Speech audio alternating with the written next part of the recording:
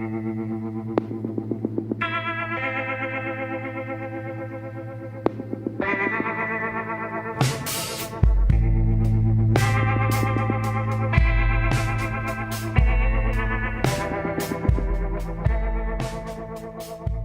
went my whole life not believing that hell was real. I said, I didn't want to believe in all that dark stuff, there's no hell.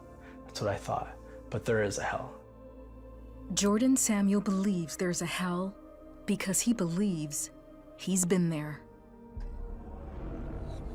I could hear cackling, like laughing, like laughs with demons. I could hear stuff. Earlier in his life, he never believed hell existed.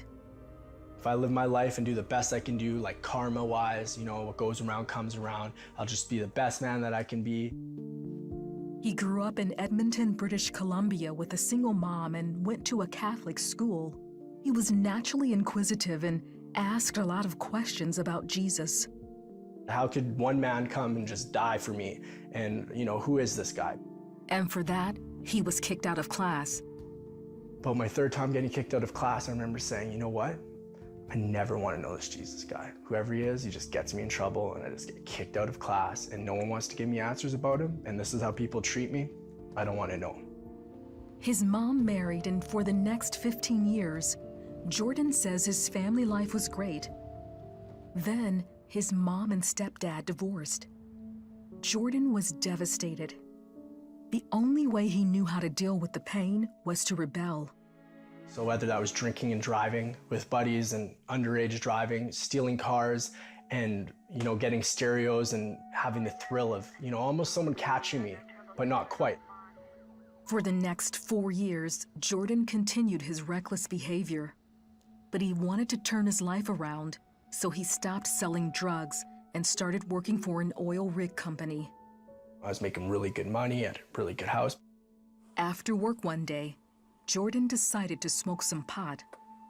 He didn't know the pipe he used was laced with crack cocaine, something he had never done before. Jordan was sure he was dying. I can feel my heart going boop, boop, boop, boop, boop, boop, boop, boop, boop, slowing down, boop, boop, boop, boop, boop, and then boop, boop, boop, like fluttering. Jordan believes in that moment he went to hell. All these women and all the things you think you want in the world, money, cars, success, all these things that I had, and I was driving, I was just loving it. And then all of a sudden this car broke down. All of a sudden these women turned to huge, huge demons. And it earthquaked. And I look behind me and I can hear screaming, it's all red and black. Turn around, get out of here. It sounded like people burning, people that were just burning, that couldn't find a cure or a fix to anything. It was just the worst. And I remember being afraid, gripping the steering wheel, and then all of a sudden it was like, I'm back to my body in the trailer room. As Jordan was taking what he thought was his last breath, he made a declaration of faith to God. And my heart's going, boom, boom, like the last beat. Not even knowing why, I just said, I believe. And then all of a sudden, boom, I'm gone. That's when Jordan says Jesus pulled him out of hell and took him to heaven. He was all in white. He was in a robe when I saw him. And he looked at me and he wears a crown on his head. And his eyes are fierce like fire, but there is no like color, just bright looking at me. And he just is amazing. You're at his feet. You're at the Lord's feet because he's just perfect. You worship him because he's the Almighty. You worship him because he saved us. Then Jordan believes he was standing before God.